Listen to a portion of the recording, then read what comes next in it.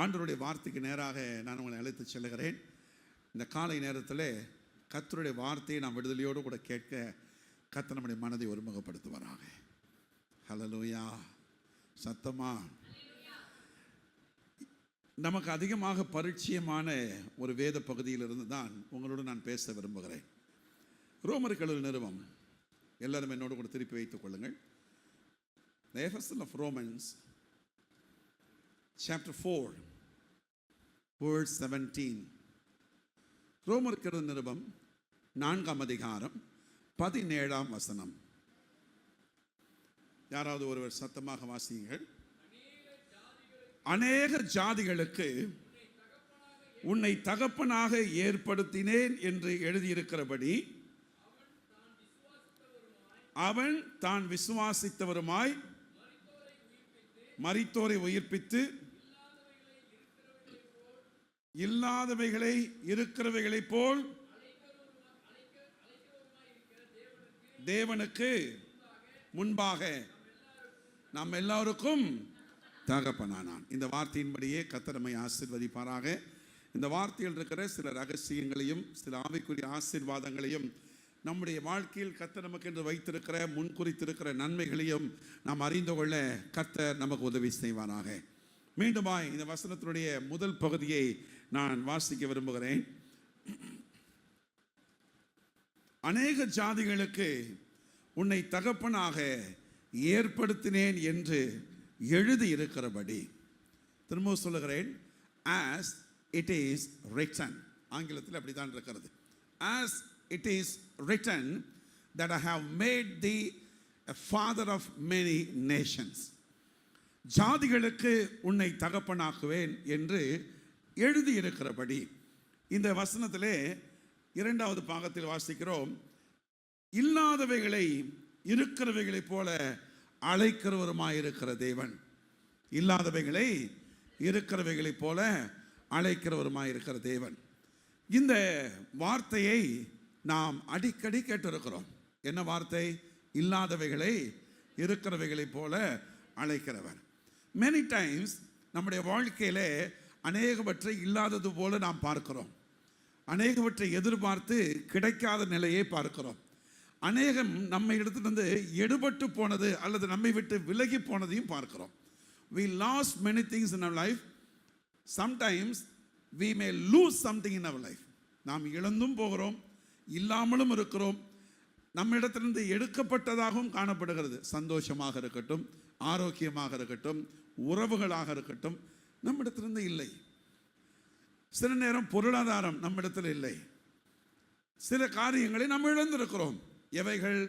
நாம் திருமணமான நாட்களிலே பல நகைகளையும் பல்வேறு காரியங்களையும் செய்து வந்திருப்போம். இன்றைக்கு அவைகள் இல்லை.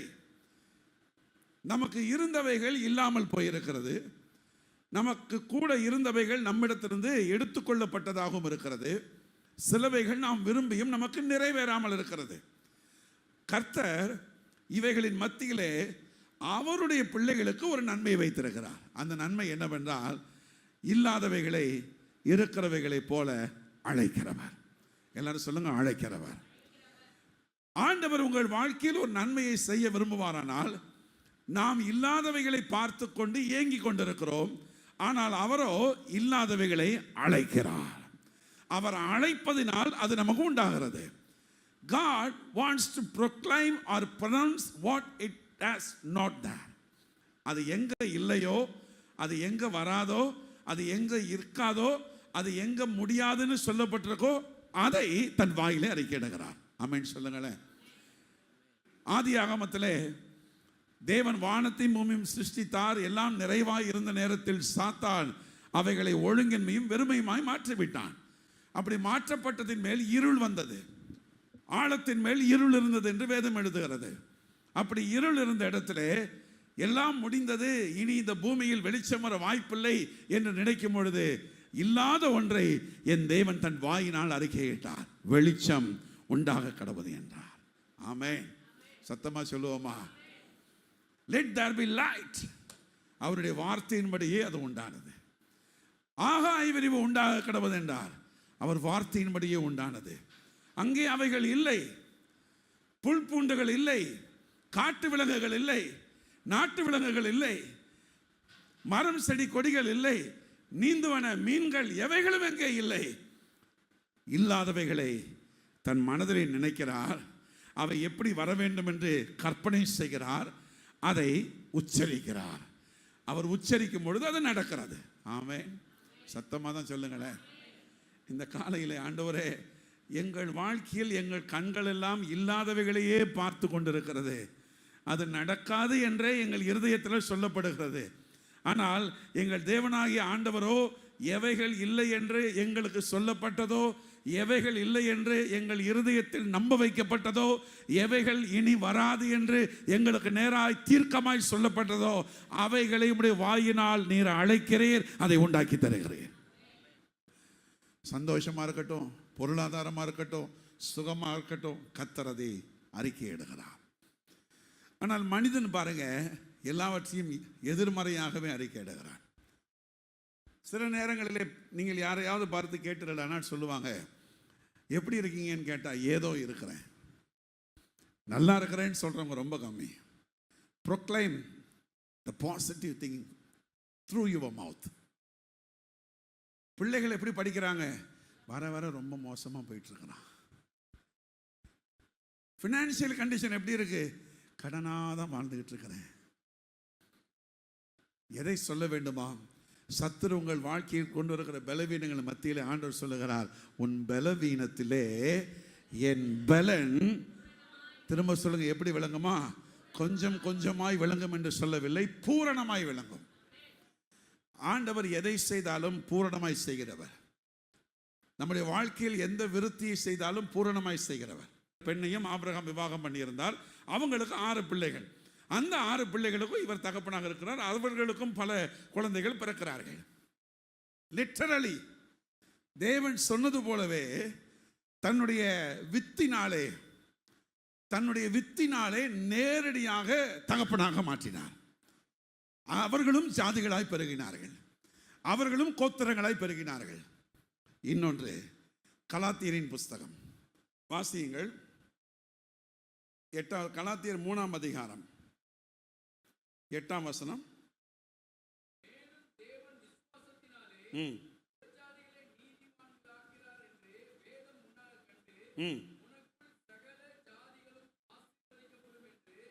என்ன சொன்னாரா? உனக்குள் சகல ஜாதிகளும். முதலாவது ஒரு காரியம் பை பர்த். இரண்டாவது ஒரு காரியம், யூதர்களாய் பிறந்தவர்கள் கிறிஸ்துவின் மேல் வைக்கும் விசுவாசத்தினால் ஜாதிகளாய் மாறுகிறார்கள். 2 காரியம். ஒன்று, பை பர்த், பழைய ஏற்பாட்டில் அவர்களுடைய ஜாதி, அவர் தகப்பனாக இருக்கிறார். இன்னொன்று, புதிய ஏற்பாட்டில் கிறிஸ்து வந்த பிறகு இன்னொரு ஒரு கூட்டத்துக்கு ஜாதியாக மாறுறாரு, தகப்பனாக மாறுறார். யார் தெரியுமா? அவர்கள் யூதர்கள் தான். ஆனால் பாவம் செய்து பல்வேறு அநியாயங்களை செய்து தண்டனைக்கு உள்ளானவர்கள் கிறிஸ்துவை ஏற்றுக்கொள்ளும் பொழுது அவர்கள் யூதர்களாக இருந்தாலும் அவர்களையும் இவர் விசுவாசத்தின் மூலமாக கிறிஸ்துவனிடம் வரும் பொழுது அவர்களுக்கும் தகப்பனாக மாறுகிறார். மூன்றாவது சொல்லுகிறார், எனக்கும் அந்த சந்ததிக்கும் ஆபிரகாமின் வித்துக்கும் சம்பந்தமே இல்லை, ஆனாலும் நான் கிறிஸ்துவை ஏற்றுக்கொண்டது நிமித்தமாக ஆபிரகாமின் பிள்ளைகள் என்று எனக்கு முத்திரை குத்துகிறார். ஆமென். 3 விதங்களில் அவர் இந்த தகப்பன் அந்தஸ்தை பெறுகிறார். ஒன்று, நேரடியாக அவருடைய வித்தின் மூலம், அவர் திருமணம் செய்த மனைவியர் மூலம் பிறந்த பிள்ளைகளுக்கு தகப்பனாக இருக்கிறார். 2வது, அதற்கு பிறகு ஏராளமான சந்ததிகள் வந்துவிட்டது, ஏராளமான ஜாதிகள் பெருகிவிட்டது. அதிலே பலர் பாவம் செய்து அடிமையாகி தேவனுக்கு விரோதமாக இருந்து காணியாட்சிக்கு புறம்பாய் வாழ்ந்து கொண்டிருக்கிற யூதர்கள். அந்த யூதர்களுக்கு எப்படி தகப்பனாக மாறுகிறார் என்றால் வித்தினால் அல்ல. எந்த யூதர்கள் எல்லாம் கிறிஸ்துவை விசுவாசிக்கிறார்களோ அவர்களுக்கும் ஆபிரகாமின் ஆபிரகாம் தகப்பனாக மாறுகிறார். அதனால தான் ஒரு இடத்துல சொல்றாரு, நீங்க இயேசுவை விசுவாசிக்காதனால ஆபிரகாம் எங்களுக்கு தகப்பன் என்று சொல்லாதீங்கன்னு சொல்றாரு. உங்களுக்கு தெரியுமா? பைபிள்ல சொல்றாரு, நீங்கள் ஆபிரகாம் எனக்கு தகப்பன் சொல்லாதீங்க, because you are not believing me. நீங்க என்ன விசுவாசித்தா ஆபிரகாம் உங்களுக்கு தகப்பன்னு சொல்லுங்க.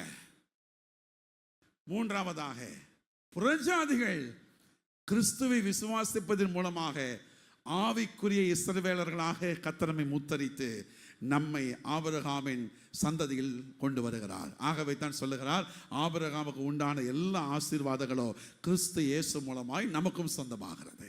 ஆமென். ஒரு மனிதனை அநேகம் பிள்ளைகளுக்கு தகப்பன்னு சொல்லியிருந்தா அது ஆபிரகாமனுடைய லிட்டரல் வித்தா மட்டும்தான் இருந்திருக்கும். அநேக ஜாதிகளுக்கு தகப்பன். சாராள வாழ்த்து மட்டும் அப்படிதான் சொல்றாரு, நீ அநேகம் பிள்ளைகளுக்கு தாய் என்று சொல்லவில்லை. எப்படி சொல்லுகிறார்? அநேக ஜாதிகளுக்கு தாய். பக்கத்தில் பார்த்து சொல்லுங்க, நீங்கள் ஜாதிகளுக்கு தாய். இதை சொல்லும் பொழுது ஆபிரகாம் கிட்ட ஒரு சோர்ஸுமே இல்லை, ஆனால் கர்த்தர் அதை சொன்னார். இது எழுதப்பட்டாயிற்று. சொல்லுங்க பார்க்கலாம். இந்த காலையிலே மீண்டுமாய் சொல்லுகிறேன், எழுதப்பட்ட ஒரு வாக்கு தத்தத்தை நீங்கள் மறந்திருக்கலாம், எழுதப்பட்ட ஆசீர்வாதத்தை நீங்கள் மறந்திருக்கலாம், அல்லது எழுதப்பட்ட ஒன்றை நீங்கள் இத்தனை நாட்களாய் தாங்கி பிடித்து அதை நடக்காமல் இருந்திருக்கலாம். இந்த காலையிலே கர்த்தர் சொல்லுகிறார், எழுதியிருக்கிறபடி இல்லாதவைகளை இருக்கிறவைகளை போல அழைக்கிறவர் அதை அழைக்கிறார், அதை நிச்சயப்படுத்துகிறார், அதை நிரூபித்து காண்பிக்கிறார். ஹல்லேலூயா. ஆண்டவர் இதை செய்வதற்கு சில முறைகளை கையாளுகிறார். எப்படி இதை செய்கிறார் என்றால், ரோமர் 4ஆம் அதிகாரம் 18ஆம் வசனத்தை வாசிக்கலாமா? ரோமர்கள் 4ஆம் அதிகாரம் 18ஆம் வசனம். உன் சந்ததி இவ்வளவா இருக்கும் என்று சொல்லப்பட்டபடியே நம்புவதற்கு it is highly impossible to trust, to believe, to confirm it. அது நம்ப முடியல. நம்புவதற்கு ஏதுவில்லாதிருந்தும் அதை நம்பிக்கையோட, கொஞ்சம் கான்ட்ராஸ்டா இருக்குல்ல. It is highly impossible to believe, but I believe it. என்னால் நம்ப முடியல, ஆனால் நம்புகிறேன். எவ்வளவு அழகான வார்த்தை பாருங்க. திரும்ப அந்த வார்த்தையை வாசியுங்கள். உன் சந்ததி சொல்லும் பொழுது ஆண்டவர் சொல்லிட்டாரு. சொன்னது யாரு? சர்வ வல்லமையுள்ள தேவன். சொல்லப்பட்ட வார்த்தை என்ன? ஜீவனுள்ள வார்த்தை. அந்த வார்த்தைக்கு உயிர் இருக்கிறது. அந்த வார்த்தையை கர்த்தர் சொல்லிவிட்டார். அப்படி சொல்லப்பட்ட அந்த வார்த்தையை நம்புவதற்கு ஏதுமில்லை. காரணம், என் வாழ்க்கையில் நான் கடந்து வந்து விட்டேன். 100 வயது ஆகிவிட்டது. நம்புவதற்கு ஏதுமில்லை. 99 வயது ஆகிவிட்டது. நம்புவதற்கு ஏதுமில்லை. என்னை சுற்றிலும் இருக்கிறவர்களுக்கு அதெல்லாம் நடக்கிறது. நம்புவதற்கு ஏதுமில்லை. என் மனைவியும் அதற்கு பாத்திரமா இல்லை. நம்ப முடியாததுதான். இந்த கடன் அடையுமா? நம்ப முடியல பாஸ்டர். இந்த வியாதி நீங்குமா? நம்ப முடியல பாஸ்டர். இந்த பலவீனம் மாறுமா? நம்ப முடியல பாஸ்டர். இந்த மனுஷன் திருந்துவாரா? நம்புவதற்கு ஏதுமில்லை. என் வாழ்க்கையில் திரும்ப ஒரு செழிப்பு வருமா? there is no hope. But இந்த வார்த்தை சொல்லுகிறது, எழுதி இருக்கிறபடி கர்த்தர் நடத்துகிறவர், அதை உண்டாக்குகிறவர், அதை நிரூபித்து காண்பிக்கிறவர். இந்த காலை ஆராதனை சொல்லுகிறார், நான் எழுதி இருக்கிறபடி நிறைவேற்றுகிற தகப்பன். ஆமென். சொல்ல மாட்டேன்னீங்களே. என் வாழ்க்கையில் நான் அதை அனுபவித்திருக்கேன், தான் சொல்றேன். You can see darkness around everywhere, but God is working amongst the darkness. எங்க பார்த்தாலும் இருளா இருக்கு பாஸ்டர், ஒரு வாய்ப்பும் தெரியல. But you know one thing, அந்த இருளின் மத்தியிலே கர்த்தர் செயலாற்றி கொண்டிருக்கிறார். அந்த அந்தகார சூழலிலும் கர்த்தர் செயலாற்றி கொண்டிருக்கிறார். சீக்கிரத்தில் உன் சுக வாழ்வு துளிர்க்கும். ஆமென், ஆமென். ஆரோனுடைய கோல் அது துளிர்த்தது, அது பூத்தது, அது காய்த்தது, அது பழுத்தது. நான் தெரிந்து கொண்டவனுடைய கோல் துளிர்க்கும். ஆமென். சொல்ல மாட்டீங்களா? பைபிளில் சொல்லியிருக்கு, கர்த்தரால் தெரிந்து கொள்ளப்பட்ட தேவ பிள்ளையே, நம்புவதற்கு வாய்ப்பில்லாது இருந்தோம், கர்த்தரை நம்புவாயானால் உன் வாழ்க்கையில் ஒரு சிறு துளிரை பார்ப்பாய். உன் வாழ்க்கையில் துளிரை பார்ப்பாய். ஆமென். இவ்வளவு கஷ்டப்பட்டு, இவ்வளவு பிரயாசப்பட்டு, பிள்ளைகளுக்காகவே வாழ்க்கையை செலவு பண்ணி எல்லாம் முடிஞ்ச பிறகு பிள்ளைகள் கருவேப்பிள்ளையை போல நம்மளை தூக்கி போடுவாங்க பாருங்க. அப்பொழுது நீங்கள் யோசிப்பீங்க, ஏன் ஆண்டவரே இந்த வாழ்க்கை? முடிந்தது என்று நினைக்கிற சூழலில்லை. இனி வாய்ப்பே இல்லை. என் மகனோ என் மகளோ என்னை அன்பு செலுத்துவாங்க, என்கிட்ட பாசமாக இருப்பாங்க, என் அம்மாவோ என் அப்பாவோ திரும்ப என்னை நேசிப்பாங்க என்பதற்கு ஒரு வாய்ப்பு இல்லாத இடத்துல கர்த்தர் நம்புவதற்கு ஏதுவில்லாத இடத்துல நம்பிக்கையோடு காத்திருப்போமானால் நம் நம்பிக்கை வீண் போகாதபடி செய்கிறவன் நம்மோடு கூட இருக்கிறான். ஹல்லேலூயா. உன் நம்பிக்கை நம்பிக்கையுடைய சிறைகளை அரணுக்கு திரும்புங்கள். I will feed you with twofold blessing. நான் உங்களை இரட்டிப்பான நன்மையினால் நிரப்புகிற தகவன். இயேசுவை நம்பி வந்த ஒருத்தர் ஒரு காலம் வெறுமையாக போனதில்லைங்க. அதனால தான் பைபிள் அப்படி சொல்லுது. நீங்கள் பைபிளை வாசித்தீங்கன்னா இட் இஸ் ஹைலி இம்பாசிபிள். தீர்க்கதரிசி சொல்லிட்டாரு. 2 ராஜாக்களின் புஸ்தகம் 3ஆம் அதிகாரத்தில் 3 ராஜாக்கள் போர் எடுத்து வராங்க ஏதோம் ராஜாவுக்கு எதிராக. அங்கே தண்ணி இல்லை. வாசிங்கள் பார்க்கலாம் 17ஆம் வசனம். நீங்கள் காற்றையும் காண மாட்டீர்கள். சொல்லுங்க, மழையையும். ஆனாலும்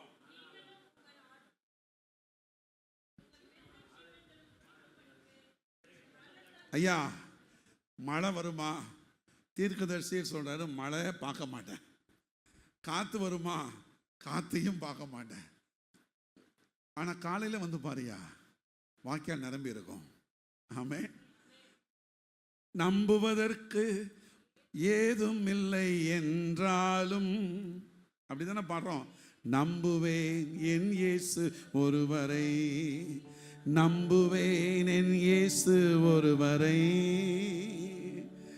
நம்புவேன் என் இயேசு ஒருவரை. எத்தனை பேர் சொல்றீங்க நான் நம்புற ஆண்டவரே உங்களை? ஹல்லேலூயா. தீர்க்கதரிசி சொல்லிட்டாரு, இப்போ தண்ணி இல்லைப்பா. இப்போ ஒருத்தர் சொல்றாரு, நீங்க எல்லாம் வெட்டுங்க, ஆனால் மழை வராது, காத்தும் வராது, ஆனால் நீங்க தண்ணி குடிப்பீங்கன்னா, ஓ ஒரு மழை வரட்டையா வெட்டுறையா, கொஞ்சம் மேகத்தையாவது காமிச்சாலும் கூட வெட்டுறேன், ஒண்ணுமே பார்க்க மாட்டேன், ஆனால் தண்ணீரால் நிரம்பும்னு சொன்னா இது எப்படி அப்படின்னா, நம்ப வாய்ப்பில்லை ஆனாலும் நம்புகிறேன், ஆண்டவரின் வார்த்தையை அப்படியே நம்புகிறேன். நம்ப வாய்ப்பில்லை. நடக்குமா? இன்னொரு பாட்டு இருக்குல்ல, நடக்குமா நடக்காதா ஏங்கி போயிருந்தேன். எப்படி இருக்கும்?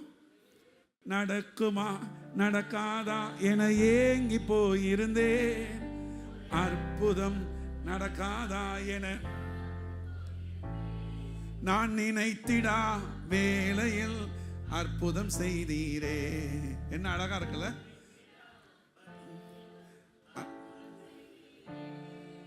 மிகுவேல் இஸ்ரவேல் என் நம்பிக்கையானவரே, நம்பிடும் யாவருக்கும் நீர் துணையாயிருப்பவரே. சொல்லுங்க பார்க்கலாம். மிகுவேல் இஸ்ரவேல் என் நம்பிக்கையானவரே, நம்பிடும் யாவருக்கும் நீர் அரணாயிருப்பவரே. சொல்லுங்க.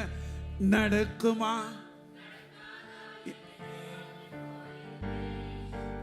அற்புதம் நடக்காதா என சொல்லுங்க. நடக்குமா நடக்காதா ஏங்கி போயிருந்தேன். நல்லா கவனிங்கள.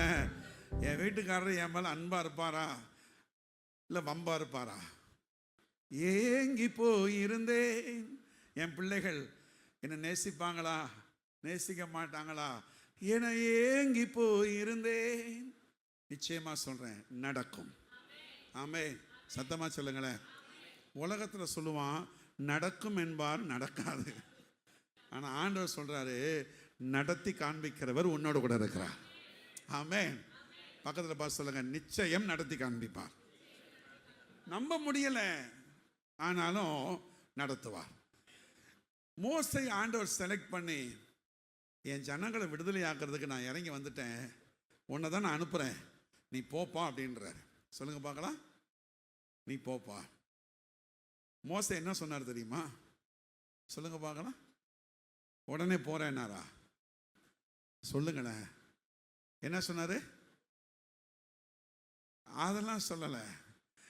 யாத்ராகமத்தின் புஸ்தகம் 4ஆம் அதிகாரம் 1ஆம் வசனம் முதல்ல சொன்ன வார்த்தை என்ன தெரியுமா? அப்பொழுது மோசே அவர்கள் என்னை நம்ப மாட்டாங்க. ஆமென், ஆமென். நீங்க தான் அனுப்புறீங்க, ஆனா அவன் நம்ப மாட்டானே. மோசேக்கே தெரியும் நான் சொன்னா நம்ப மாட்டான். ஆமென். எவ்வளவு அழகான வார்த்தை பாருங்க. என் திக்குவாயு மந்தனாவலாம். அப்புறம் அவர்கள் என்னை பக்கத்தில் பார்த்து சொல்லுங்க, நம்ப மாட்டாங்க, ஆனா நம்புற மாதிரி செய்வாரு. ஹல்லேலூயா. மோசேயே நம்ப முடியல, ஆனா மோசேயினுடைய வாழ்க்கையில் மோசேயே ஆச்சரியப்படுகிற அளவிற்கு கர்த்தர் மோசேயை கொண்டே செய்தார். ஹல்லேலூயா. சத்தமா சொல்லுங்க. அடுத்த வார்த்தை இன்னும் கொஞ்சம் ஆணித்தரமா, அவர்கள் என்னை நம்பார்கள், நான் சொன்னாலும் கேட்க மாட்டாங்க. அதுதான் அர்த்தம். நீங்க தமிழ் அப்படி படிச்சீங்கன்னா புரியாது. என் வாக்குக்கு அப்படின்னா நான் சொன்னா கேட்க மாட்டான். அப்புறம் அப்படின்னா என்ன? நீ பொய் சொல்றேன்னு சொல்லுவான். நீனு என்னை நம்ப மாட்டான், என் பேச்சை கேட்க மாட்டான், என்னை பொய்க்காரன்னு சொல்லுவான். அப்ப நான் என்ன பண்ணட்டும்னா நம்பிக்கையோட போ. சொல்லுங்க பார்க்கலாம். ஹல்லேலூயா. எப்படி போகணுமா? நீங்க நம்ப மாட்டாங்க. நீங்க போய் சொல்லுங்க, எனக்கு இது நடக்கும்னு பாஸ்டர் சொல்லிட்டாரு, பார்ப்போம். எப்படி பார்ப்போம்? ஆண்டவர் சொல்லியிருக்கிறாரு. சரி சரி, எல்லாத்துக்கும் தான் ஆண்டவர் பேசுறாரு, உனக்கும் பேசுறாரு, நம்பிட்டேன். எப்படி சொல்லுவாங்க? பக்கத்தில் பார்த்து சொல்லுங்க, நம்ப மாட்டார்கள், ஏற்றுக்கொள்ள மாட்டார்கள், கர்த்தருடைய வார்த்தையை பொய்ன்னு சொல்லுவாங்க. நம்புங்கள், நம்பினால் நடக்கும். ஹல்லேலூயா. சத்தமா சொல்லுங்களேன். ஆபகூக் எழுதின தீர்க்க தரிசன புஸ்தகத்தில் ஒரு அழகான வார்த்தை இருக்கிறது. 1ஆம் அதிகாரம் 4ஆம் வசனத்தை வாசிங்க. ஆபகூக் தானே?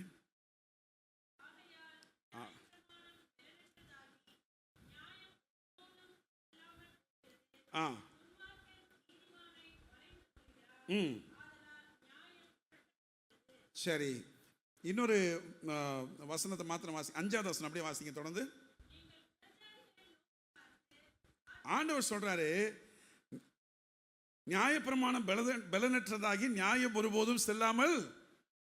நம்பிக்கை இல்லை. என் நியாயம் எடுபடும்னு எனக்கு நம்பிக்கை இல்லை.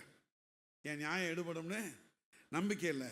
துன்மார்க்கன் என்ன பண்றான்? நீதிமானை, நான் நல்லா தான் ஜெபம் பண்றேன், ஆண்டவருக்குள்ள உண்மையாக தான் இருக்கிறேன், ஆனா எனக்கு மேல துன்மார்க்கன் எழும்பி நிற்கிறானே பாஸ்டர். அப்புறம் சொல்றாரு, நியாயம் என்ன பண்ணுதான்? புரட்டப்படுகிறது. ஆண்டவர் சொல்றார் 5ஆவது வசனத்துல, நோக்கி பார்த்து ஆச்சரியப்பட்டு பிரமியுங்கள், நீங்கள் விவரிக்கப்பட்டாலும். சொல்லுங்க பார்க்கலாம். இந்த ஒரு வார்த்தைக்கே நான் ஒரு நாள் முழுக்க பிரசங்கம் பண்ணுவேன். உங்களை எப்படி விவரிச்சாலும் கவலைப்படாதீங்க. they can explain you at any way. உங்களை எப்படி வேணாலும் எக்ஸ்பிளைன் பண்ணுவாங்க. அவன் மோசமானவன், அவன் ஒன்றும் விளங்காதவ, அவன் தரித்திரியம், அவளுக்கு ஒன்றும் நடக்காது, அவன் ஒரு ராசி இல்லாதவ, அவளுக்கு இப்படித்தான் நடக்கும், அவன் அப்படித்தான், அவன் கை வச்சாவே அவன் உடஞ்சி போயிடும், அவன் எங்கே போனாலும் உருப்படாது, அவன் யூஸ்லெஸ் ஃபெல்லோ, என்ன வேணாலும் சொல்லட்டும். நீங்கள் விவரிக்கப்பட்டாலும். சொல்லுங்க பார்க்கலாம். திரும்ப சொல்லுங்க, அந்த வசனத்தை போடுங்கயா. நீங்கள் விவரிக்கப்பட்டாலும் ஆண்டவர் சொல்றாரு, நீங்களே விசுவாசியாத ஒரு கிரியையை உங்கள் நாட்களில் நான் நடப்பிப்பேன். ஹல்லேலூயா. நீங்களே நம்பாத ஒன்றை உங்க நாளிலேயே நான் செய்வேன்றாரு. எத்தனை பேர் விசுவாசிக்கிறீங்க? அப்படியே வலது கரத்தை வைத்து சொல்லுங்க, ஆண்டவரே எங்கள் நாட்களிலேயே எங்கள் கண்கள் ஆச்சரியப்படும்படி உம்முடைய கிரியை வெளிப்படுத்துவீராக. ஹல்லேலூயா. என் காலத்துக்கு பின்னாடி நீங்க செஞ்சு என்ன ஆண்டவரே பிரயோஜனம்? என் காலத்திலே செய்யுங்க ஆண்டவரே. உங்களுக்கு அன்பு இல்லை என்றால் அன்பு கிடைக்க செய்வார். உங்களுக்கு பலன் இல்லை என்றால் பலன் கிடைக்க செய்வார். உங்களுக்கு பாதுகாப்பு இல்லை என்றால் பாதுகாப்பு கிடைக்க செய்வார். ஆண்டவர் சொல்றார், நீங்கள் விவரிக்கப்பட்டாலும். நீங்கள் அப்படின்னா என்ன தெரியுமா? நிறைய இருக்குங்க. என்னென்னலாம் விவரிச்சாங்க உங்களை பற்றி. What are the things they said about you? என்னென்னலாம் சொன்னாங்கன்னு கொஞ்சம் யோசித்து பாருங்க. இந்த உலகத்தில் யாருமே நம்மளை நல்லவன்னு சொன்னதே கிடையாதுங்க. தெரியுமா?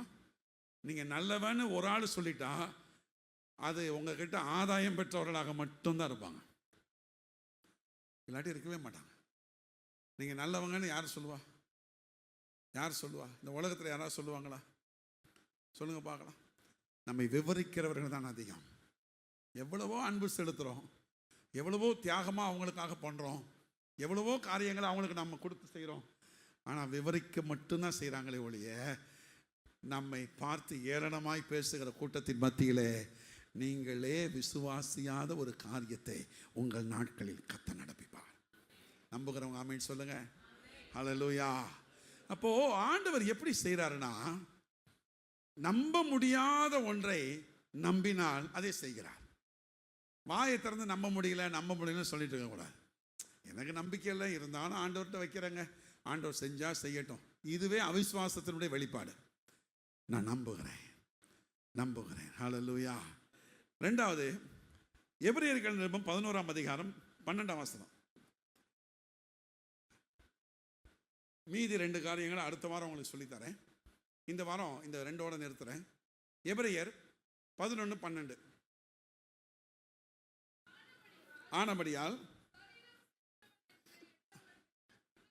சரீரம் செத்தவன் என்று எண்ணத்தகும் ஒருவனாலே, ஆண்டவர் சொல்லிட்டாரு, கவனிங்க, உன் சந்ததி எப்படி பெருகும்? நட்சத்திரங்களை போல பெருகும். உன் சந்ததி எப்படி இருக்கும்? கடற்கரை மணலை போல இருக்கும். ஆண்டவர் கூப்பிட்டு நீ மணலை எண்ண முடியுமா? எண்ணிப்பார். நட்சத்திரத்தை எண்ண முடியுமா? எண்ணிப்பார். சொல்லியாச்சு. It was said, it was written. ஆண்டவர் சொல்றாரு, சொல்லிட்டேன்ல, ஏன் யோசிக்கிற? ஆமென். சொன்னது யார் தெரியுமா? சர்வ வல்லமை உள்ளவர். ஆபிரகாமுக்கு சொல்லுகிறார், நான் சர்வ வல்லமை உள்ள தேவன். சொன்னவர் யாருங்க? அவர் ஆல்மைட்டி காட். அவரால் செய்யக்கூடாத அதிசயமான காரியம். அவர் சொல்றாரு, சரீரம் செத்தவன் என்று எண்ணத்தகும் ஒருவனாலே. He was alone. எல்லா வாக்கு தத்தமும் சுத்தி இருக்கிறவங்களுக்கு நடந்துட்டு இருக்கு. ஹலோ, உன்னை ஆசீர்வதிப்பேன்னு சொன்னாரு, சுத்தி இருக்கிறவனா ஆசீர்வாதமா இருக்கிறான். உன்னை பெருமைப்படுத்துவேன்னு சொன்னாரு, சுத்தி இருக்கிறவனா பெருமைப்படுது. உன்னை மேன்மைப்படுத்துவேன்னாரு, என்னை சுத்தி இருக்கிறவனா மேன்மைப்படுறான். ஆனா ஏன் நிலைமையோ இன்னும் இப்படியே தான் இருக்கு. Everything is stopped. இல்லைன்னா இப்படி சொல்றேனே, அந்த இடத்தில் ஒன்று நடக்கும் என்பதற்கான வாய்ப்பே இல்லை. அந்த இடத்தில் ஒன்று நடக்கும் என்பதற்கான, ஆனா கர்த்தர் சொல்றாரு, அப்படி சரீரம் செத்தவன் என்று எண்ணத்தகும் ஒருவனாலே. ஒரு மனுஷன் இயேசு கிட்ட வர்றாரு, மார்க் 5ஆம் அதிகாரத்தில். Everything we know very well. அந்த மனுஷன் யாருன்னு தெரியும். என் குமாரத்தி மரண வேதனைப்படுகிறாள். யார் அது? யவீரு. 22ஆம் வசனம் வாசிங்க. மார்க் 5:22. ஜெபாலை தலைவனில் ஒருவனாகிய யவீர் என்பவன் விழுந்தான், மரண அவஸ்தைப்படுகிறாள். நீர் வந்து வையும். எவ்வளவு சந்தோஷம் தெரியுமா? ஜெபத்தை பண்ண உடனே அடுத்த வசனம் சொல்லுது, அவர் அவனோட கூட போனார். எல்லாரும் சொல்லுங்க, அவரோட கூட. நீங்க இயேசுவோட கூட தான் இருக்கிறீங்க, இயேசு உங்க கூட தான் இருக்கிறாரு. ஆனா திடீர்னு ஒரு நியூஸ் வருது. என்ன நியூஸ்னா, வாசிங்கள் பார்க்கலாம். 35ஆவது வசனம்.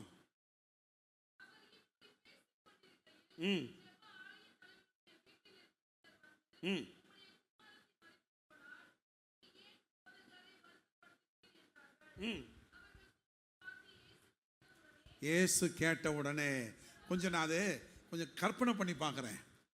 ஒரு மனுஷன் தான் பிள்ளைக்காக வந்து கதறனா, போய் சுகம் கொடுக்கலான்னு கிளம்புனப்போ ஒரு பெரிய இன்சிடென்ட் நடந்துருச்சு. இந்த டிலேனால அந்த பொண்ணு என்ன ஆயிட்டா? செத்துட்டா. இப்போ வீட்டில் இறந்துட்டான்ற செய்தி வந்த உடனே போதகரை இனி வருத்தப்படுத்துவேன். அவரை ஃபோர்ஸ் பண்ணிட்டு இருக்காத, ஆக வேண்டிய காரியத்தை கவனிப்போம். இனிமேல் நடக்காது, போய் ஜோம் பண்ணி என்ன நடக்க போகுது? வயசாகிடுச்சுப்பா, இனிமேல் சுகர்லாம் இருந்துக்கிட்டு தான் இருக்கும், கடைசி வரைக்கும் மாத்திரை தான் சாப்பிட்ணும், பிபி எல்லாம் இருக்கும், மாத்திரை தான் சாப்பிட்ணும், எல்லா பலவீனமும் இருக்கும். வயசாகிடுச்சுன்னா இதெல்லாம் இருக்கும். இந்த சிம்டம்ஸ் என்ன சொல்லுங்க பார்க்கலாம்? என்னது சிம்டம்ஸ்? டாக்டர் சிம்டம்ஸை சொன்னா சொல்லுங்க, இயேசுவின் நாமத்தில் இதை சபிக்கிறேன்னு சொல்லுங்க, இதை கடிந்து கொள்ளுகிறேன். எனக்கான சிம்டம்ஸ் ஒன்றும் கிடையாது. ஆமென் சொல்லுங்க பார்க்கலாம். கழுகுக்கு சமானமாய் உன் வயது திரும்ப யாரெல்லாம் அறிக்கையிடுறீங்களோ அவங்களுக்கெல்லாம் பலன் உண்டாகிட்டே இருக்கும்.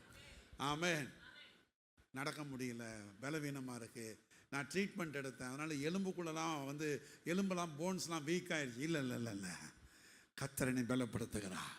அவருடைய பலனை எனக்குள்ளே வைக்கும் பொழுது அவரை போலவே என்ன பலசாலியாக வைக்கிறார். அல்லேலூயா. அதுதாங்க ஆசீர்வாதமான வார்த்தை.